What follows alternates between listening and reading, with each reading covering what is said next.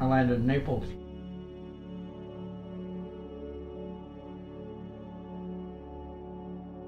Left here on the 13th September, landed in Italy on the 13th October. I figured 13 was my lucky number because I made it back.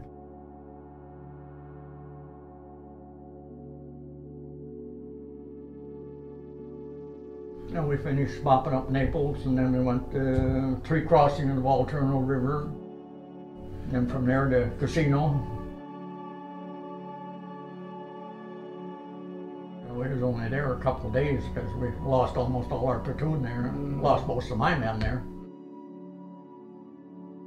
Missing guys, you had to replace them. Just like every day in the grocery list, you just tell the captain, I need so many more men. And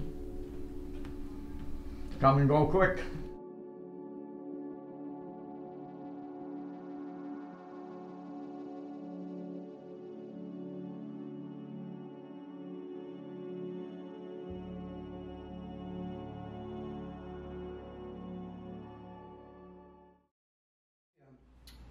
Today we're truly honored to have a World War II veteran who trained here at Camp Blanding in 1943. So Tech Sergeant Donald Halverson, we're pleased to have you back at Camp Blanding. It probably doesn't look anything like it did in 1943. Don't recognize nothing. Don't recognize a thing, so understood. So, Don, you came, you were inducted from Minnesota, is that right? Left Fort Snelling in 43 and come down here. And spent about 5 months, I think, was at this camp from April till August. So you were here at the start of Camp Blanding's Infantry Replacement Training Center. I think so. Looked like nobody had ever used it when we got here. We had to sweep the sand out of the barracks and clean out the branches and stuff. All right, so what are some of the things you remember about being here in Camp Blanding? Not a heck of a lot. Okay, We had a couple of good officers that were rugged-looking officers, but they were good officers. Okay, all right. You know, never had no trouble with officers there, on hikes and exercising and meet there and breakfast and then start hiking and exercising and stuff like that. So Okay, all right. nothing was, you know, standing at attention and The normal. just getting in shape, that's about it. Yeah, the normal. Just a group of men here just training to go wherever we did. They picked out a few of us toward the end there and told us to get on the train, and that's when we headed up to Little Rock then. We just went through those under the barbed wire, you know, and the pits where they set off charges. And Yeah, we was only there about 10 days before we got on a train to go to Virginia then, overseas. I guess that's why I ended up in a weapon platoon there, because I was machine gunning mortars and stuff like that. I didn't even know the captain overseas, but he put me in charge of the weapon platoon after a few months. Yeah. Now, when you came in here, how old were you? 20 years old. 20 years old. But then you got overseas, I was still 20. Then you got your beer rations and your Okay. cigarettes. You smoked the lousy cigarettes and drank the lousy beer because you don't live anyway. Got on the old Liberty ships there. And we pulled out there, and they said we heard that there was going to be hundreds of ships in the convoy, and we pulled out and watched the land disappear and the lights, and never saw another ship. Went down to the hole, you know. You slept in hammocks. Next morning we got up, and no matter which way you look, you couldn't see the end of the ships. Where they all come from, I don't know. They disappeared on the horizon. Then we was told that destroyers were patrolling our perimeter against the German subs, you know. We never had any trouble with that. I landed in Naples. Left here on the 13th September, landed in Italy on the 13th October. So I figured 13 was my lucky number because I made it back. Hiked for about an hour there in the dark and run into the 34th Division there. In fact, we ducked behind some buildings. There's a couple German tanks throwing a little harassing fire around us. And I never knew the captain, and a couple of weeks later he put me in charge and made me a tech sergeant, staff sergeant, and tech sergeant. So you went directly from private to staff sergeant? And then he put me in charge of the machine gun section and the motor section for a week or so, and then made me a platoon sergeant. And then the officer was in there, he got busted his glasses, so he left. And captain said I'd go back and get a battlefield promotion. I said, I'll work the way I am, so that's where my discharge rate, NCO, non-commissioned officer. I never had no officer in the platoon after that. Yes, sir. And we finished mopping up Naples, and then we went to 3 crossing of the Walterno River. Yeah. And there was Mount Pantano. If you ever gone to some of the National Guard, they got pictures of that. Yes. Yes. So I've. And then from there to Casino. We was only there a couple of days because we lost almost all our platoon there. Lost most of my men there. Mm-hmm. Mm-hmm.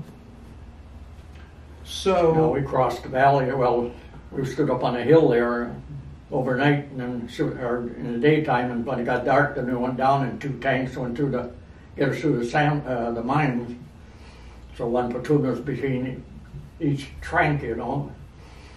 They just idled through them, and then our tank blew a tread, so he had a big one, and we got the other one, and that hit another big tank mine, and went around that and across the mountains. And everybody was told not to talk a bit when we got across there. Got up and dug in, and next morning, this German officer come in there, and he thought at night time too, you know, there was German replacements in the night.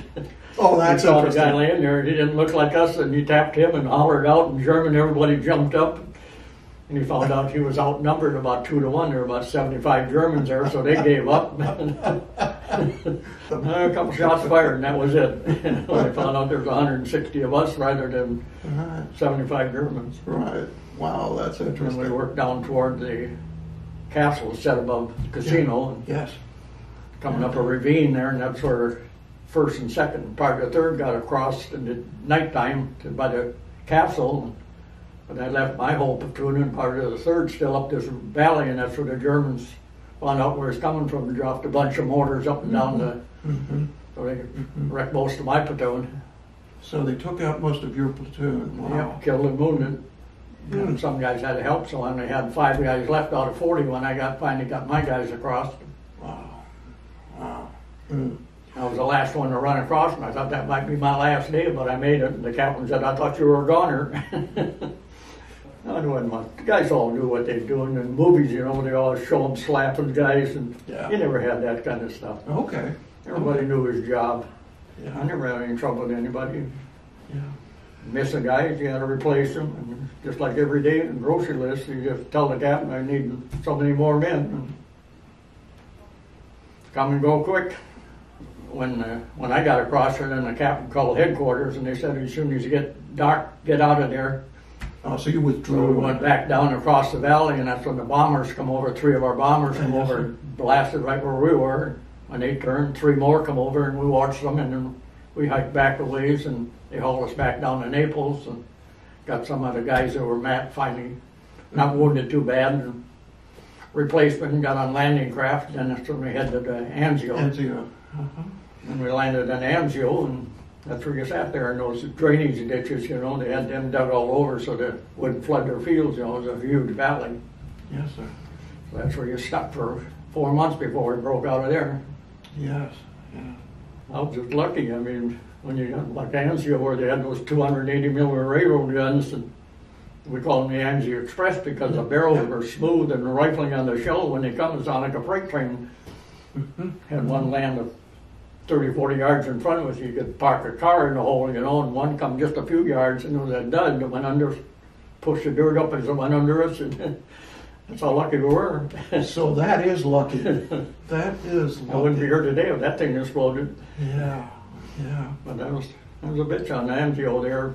Days you stayed ducked down, and nights patrols go out, and I had to check all of my guys. I got rid of the motors and had just 6 machine gun squads. So in place 2 with each platoon, you know. That's what we did for 4 months, just nights for hell out there. Yeah, we broke out of there and up through Rome. So you got to visit Rome, I hope? After a while. Yeah. After we got through there, we went up to by Pisa, and then we got arrested because we had been on the move for 4 or 5 months. So up on top of a mountain, you know, that's where we captured them all. Our watcher would be synchronized with them if it was a 10-minute barrage or a 15-minute, and we'd be up just so far before it broke daylight. They'd start firing, and as soon as they start 10 or 15 minutes over and they start raising, then we'd go up to the top because the Germans were backside the hill, you know, and you had to be up there before they come out again. So. Yes, sir. And they'd shut it off, and we'd have to be on top. And I don't think we ever lost a mountain. And back up again, then went up through Florence, Italy, and northern Apennines, where we spent the winter of 44 and 45. And we broke out of there and went down through Bologna and on up to the Swiss border. But in Bow Valley there, that's where we were heading up a little town of Vicenza. A bunch of trucks caught up to us and we rode back and went 175 miles north up around Milan and parked and went down this big open area they had spotted as German convoy. And we got down there and we heard vehicles coming. There was woods on both sides, so they couldn't see us, we couldn't see them.